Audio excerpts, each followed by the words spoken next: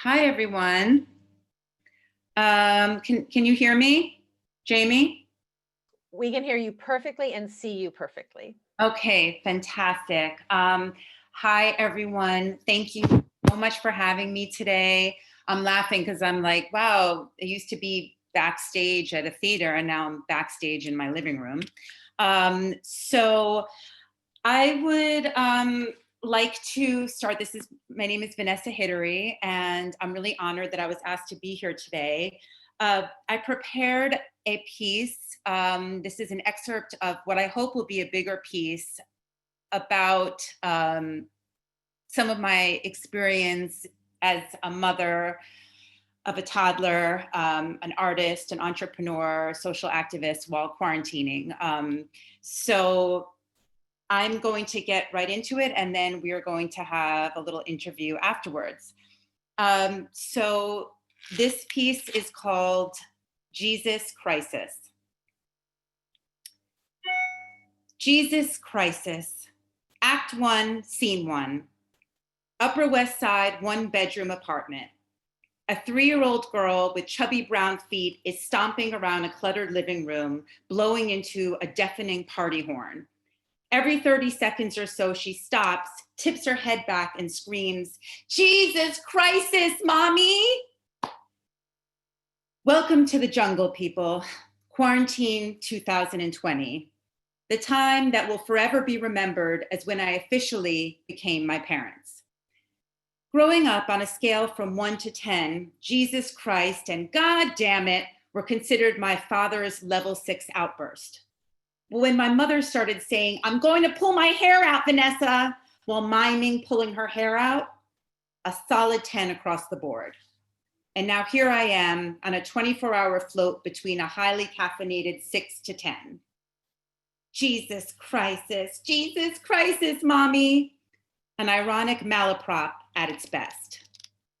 And it's still only the golden age of quarantine when healthy, single, employed people who don't have young children are actually enjoying working from home, enjoying the extra time to finally use that pickling machine that's been jammed in the closet and drink wine at 1 p.m.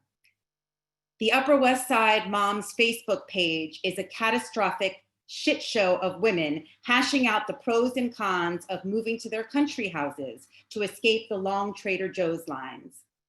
Arguments ensue regarding privilege, the dilemma of contracting COVID in elevators, and whether doormen are considered essential workers. Just a week ago, I had been in my therapist's office working on my Get Back to Vanessa plan, and now all my gigs are canceled.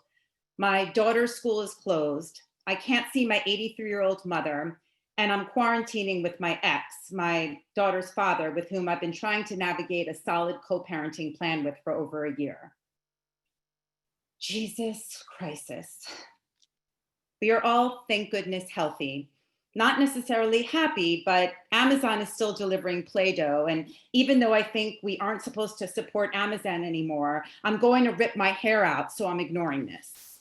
As my mother would say, so sue me. There's some good news and some bad news. The good news is that for the first time ever, freelancers qualify for unemployment benefits. The bad news is no one can figure out how the fuck to successfully apply for these benefits. I spend 6 hours on hold with the Department of Labor, and when an actual live person finally picks up, my daughter resumes the blowing of the party horn. "Ariella, I'm going to pull my hair out." "Jesus crisis," she yells and storms off to her toy kitchen. The representative on the phone is patient and kind. Perhaps she is a mother and understands that phone calls are close to impossible with a toddler. After trying to figure out whether I'm self-employed or freelance, a combo of both, or there's no fucking difference, she asks me who my most recent employers are. I start rattling off names, the Jewish Federation of Baltimore, the Triad Theater, Jewy Jews Unite, Jews in Space. I sound like a Jewish circus act. She asks, "What about this GEP Talent Services listed on your tax return? It says you're currently employed there." I try to explain that it's the union sending royalties from 3 a.m. airings of a 5-second appearance I had in a movie that no one saw. Oh, okay. She seems confused. Wait, let's see. The last check you received from them in early March was for, long pause, $7.19?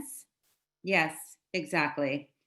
So in 2019, you made about $30 from them? Yes, exactly. My sister and I, both freelancers, are considering staging a coup if our children want to become professional artists. We want our children to pick careers with steady employment, health insurance, 501k, etc. The less artsy, the better. Something that can be done on a computer in a bedroom during a pandemic.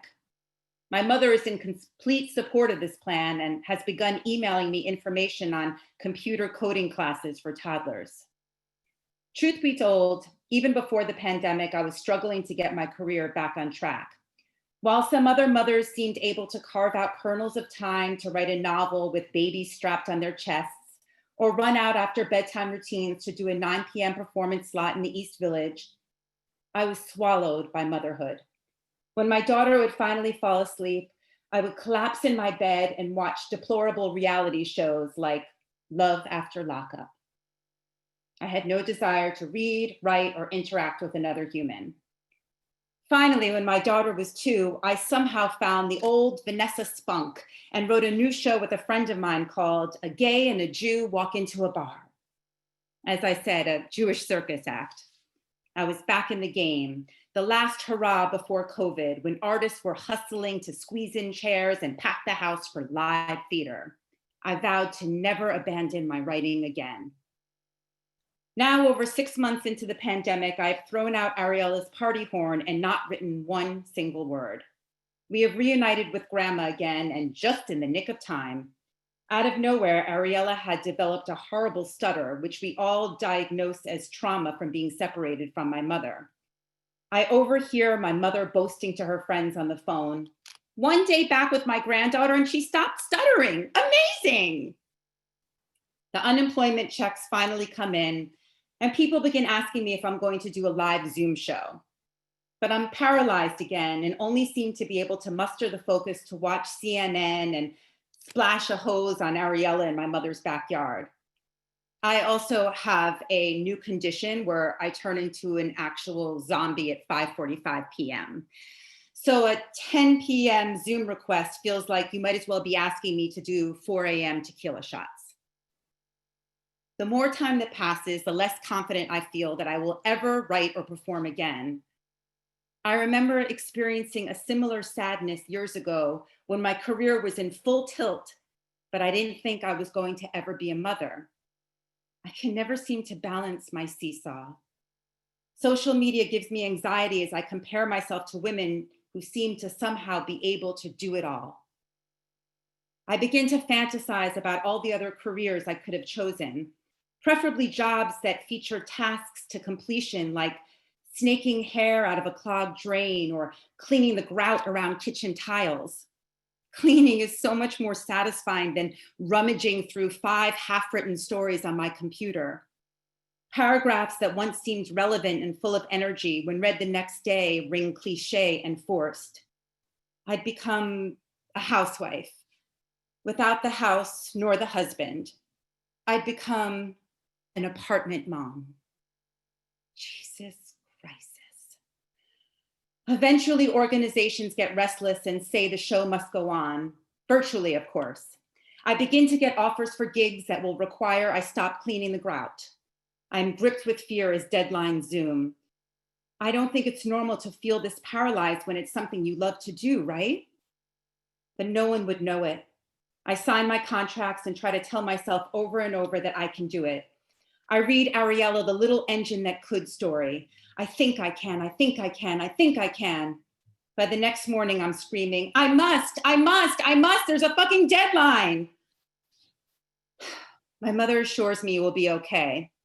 That when she took off some time from teaching junior high school in the Bronx while raising us, she was really scared to go back, but she did it. I think of her standing at a blackboard as I stare at my blank computer. Jesus crisis.